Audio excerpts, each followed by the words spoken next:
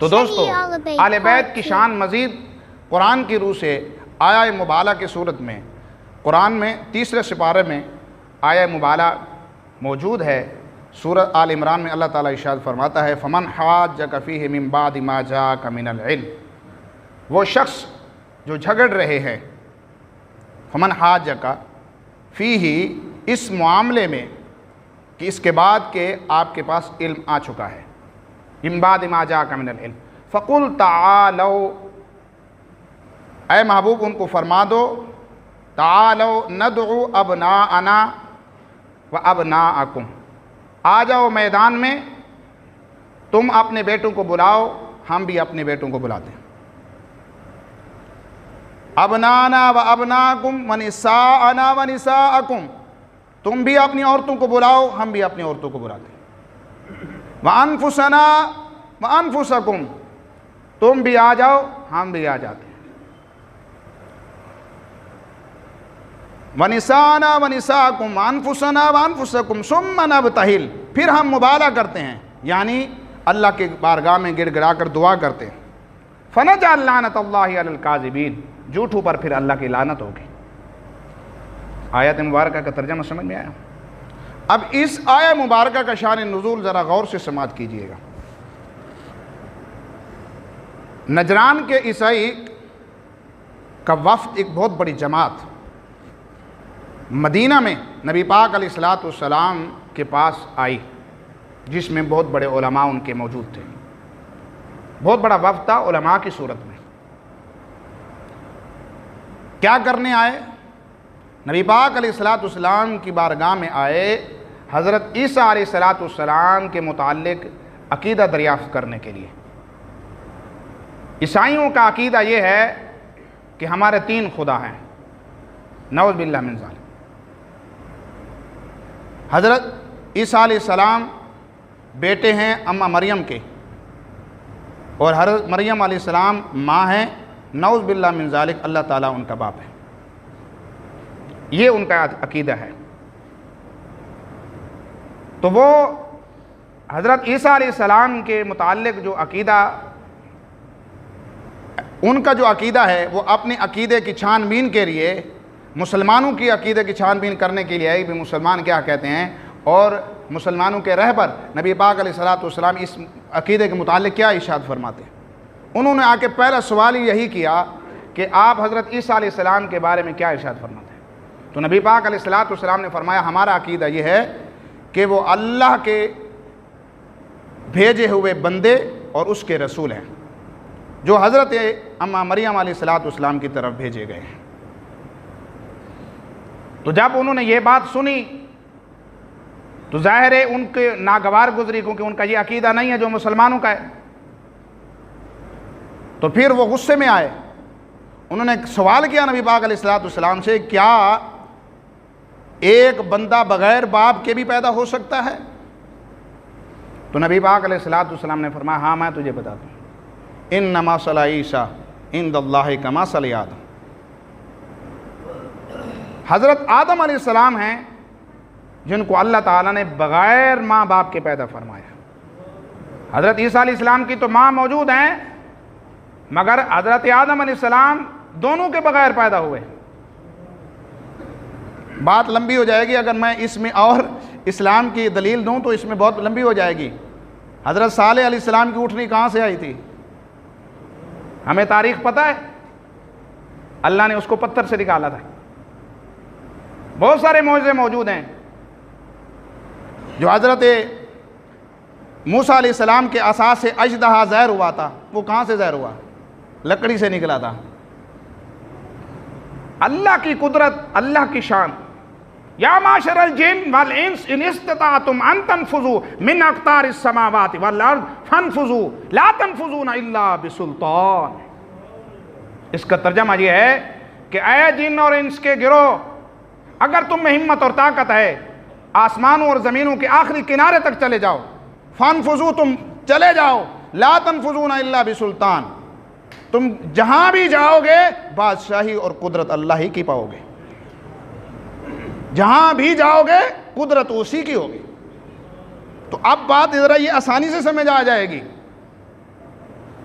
کہ جو اللہ حضرت صالح علیہ السلام کی اٹھنی کو بغیر مذکر و مؤنث کے پیدا کرنے کے پر قادر ہے، اور حضرت موسیٰ علیہ السلام کے سام کو لکڑی سے نکالنے پر قادر ہے، اور 12 چشمے نکالنے پر قادر ہے، تو وہ اللہ جو حضرت یوسف علیہ السلام کو کنویں میں پل جھپکنے سے پہلے بچانے پر قادر ہے، اور حضرت اسماعیل علیہ السلام کی گلے پر ابھی چھری چل رہی ہو اللہ اس کو بچانے پر قادر ہے، تو وہ اللہ حضرت عیسیٰ علیہ السلام کو بغیر باپ کے پیدا کرنے پر بھی قادر ہے۔ تو ہمارا یہ عقیدہ ہے۔ حضور علیہ السلام فرمایا کہ اللہ نے حضرت آدم علیہ السلام کو تو بغیر ماں باپ کے پیدا فرمایا، تو وہ غصے میں آ گئے، اللہ نے قرآن کی آیت نازل فرما دی۔ قربان جاؤں، اپنے محبوب جب دلائل مضبوطی سے دے رہے ہوں، اللہ بھی اپنی قدرت کے شان کے نائب پھر جواب دے دیتا ہے، محبوب آپ آگے ان کو جواب دیں، اس پر مہر لگانے کے لیے اللہ کا قرآن بھی آ رہا ہے، آپ اپنا فرمان بھی جاری کریں، اس کے ساتھ اللہ کا فرمان بھی آ رہا ہے۔ جب زمین پیدا کی گئی تو اس وقت زمین میں زلزلہ آتا تھا، کانپتی تھی زمین، اللہ نے اس کو مضبوطی یعنی میخیں ٹھوکنے کے لیے پہاڑ پیدا فرمائے، تو ان کی دلوں پر مہر لگانے کے لیے اللہ نے قرآن کی آیت نازل فرما دی۔ محبوب آپ بتائیں تو صحیح ذرا ان کو، پھر اللہ کا قرآن کی شان دیکھو، پھر اللہ تعالیٰ کیسے آپ کی مدد فرماتا ہے، ان لوگوں کو منہ توڑ جواب دیا جائے گا۔ تو یہ آیت نازل فرمائی، ہاں چیلنج کرنے آئے، مناظرہ کرنے، پھر آؤ تم بھی آ جاؤ، ہم بھی آ جاتے ہیں، تم بھی اپنے مردوں کو بلا لو، ہم بھی بلا لیتے ہیں، تم بھی اپنے بیٹوں کو بلا لو، ہم بھی بلا لیتے ہیں، تم بھی اپنی عورتوں کو بلا لو، ہم بھی بلا لیتے ہیں، پھر اللہ کی بارگاہ میں گر گڑا کے دعا کرتے ہیں، جو جھوٹا ہوگا اس پر اللہ کی لعنت ہوگی۔ اب بات آخر تک سمجھنی ہے، پھر اہل بیت کی شان سمجھ میں آئے گی۔ انہوں نے کہا کہ ہمیں کچھ موقع دیجئے سوچ و وقار کا۔ پھر وہ چلے گئے اپنے عاقب عبد المسیح کے پاس، چلے گئے بڑے عالم کے پاس چلے گئے، ان سے مشورہ کیا، تو انہوں نے کہا آپ جانتے تو ہیں یہ اللہ کے سچے رسول ہیں، آپ جانتے تو ہیں یہ اللہ کے سچے رسول ہیں، اللہ کے سچے نبی ہیں، تم کن سے مناظرہ کرنے کے لیے آ گئے ہو، کہاں سے اٹھ کر آ گئے ہو؟ جب تمہیں پتہ ہے اللہ کے سچے رسول ہیں، تم کس منہ سے ان سے بات کرو گے؟ اور ان کے بڑے عالم نے یہ بات کہی ہے، اگر تم ان سے مناظرہ کرو گے، خدا نخواستہ ان کے عالم نے کہی ہے، ہمارا تو اعتقاد ہے نا، ان کے عالم نے کہی ہے، اگر ان سے مناظرہ کرو گے تو ہلاک ہو جاؤ گے، اگر اپنا مذہب عیسائیت تم بچانا چاہتے ہو تو واپس چلے جاؤ۔ یہ ان کے بڑے عالم نے ان کو جواب دیا تھا، وہ نہ مانے۔ پھر اپنے عالم کو لے کر علماء کا بہت بڑا وفد، جیے یعنی مفتی کرام ان کے جو تھے بڑے عالم، پھر صبح آئے مشورہ کر کے، جیسے نبی پاک علیہ السلام کی بارگاہ میں آتے ہیں توجہ طلبگار ہوں، جیسے نبی پاک علیہ السلام کی بارگاہ میں آتے ہیں، دیکھتے ہیں کہ حضرت امام حسن آپ کے دست مبارک پر ہیں، امام حسین علیہ مقام آپ کی گود میں ہیں، حضرت علی المرتضیٰ کرم وجہہ الکریم اور حضرت اماں فاطمہ الزہرا سلام اللہ علیہا آپ کے پیچھے کھڑے ہیں۔ جیسے ہی وہ آتے ہیں، یہ نورانی چہرے دیکھتے ہیں، ان کا بہت بڑا عالم جن سے وہ مشورہ کرنے کے لیے گئے تھے، پوچھنے کے لیے گئے تھے کہ ہم کیا کریں، آپ کا مشورہ کیا ہے؟ اللہ کے نبی تو ان کے نبی تو یہی کہتے ہیں، تو آپ کا مشورہ کیا ہے؟ تو دوستو جب اپنے عالم کو لے کر وہ جب آتے ہیں، اہل بیت کو دیکھتے ہیں، پنجتن پاک کے نورانی چہرے دیکھتے ہیں، تو دوستو نورانی چہرے دیکھ کر ان کے بہت بڑے عالم نے کہا ہے، یہ نورانی چہرے دیکھ لو، یہ نورانی چہرے دیکھ لو، پنجتن پاک کو دیکھ لو، امام حسن کو دیکھ لو، امام حسین کو دیکھ لو، حضرت علی المرتضیٰ کا انا مدینۃ العلم علی بابھا، علم کے دروازے کو دیکھ لو، شرم کرو۔ فرمایا کہ ان کو دیکھ لو، نورانی چہرے دیکھ لو۔ دوستو ان کے الفاظ تھے، اگر یہ شخصیات یہ دعا کریں کہ اللہ پہاڑ کو اپنی جگہ سے ہٹا دے، جیسے ہی دعا کریں گے یہ آمین کہیں گے، اللہ ان پہاڑوں کو بھی اپنی جگہ سے ہٹا دے گا۔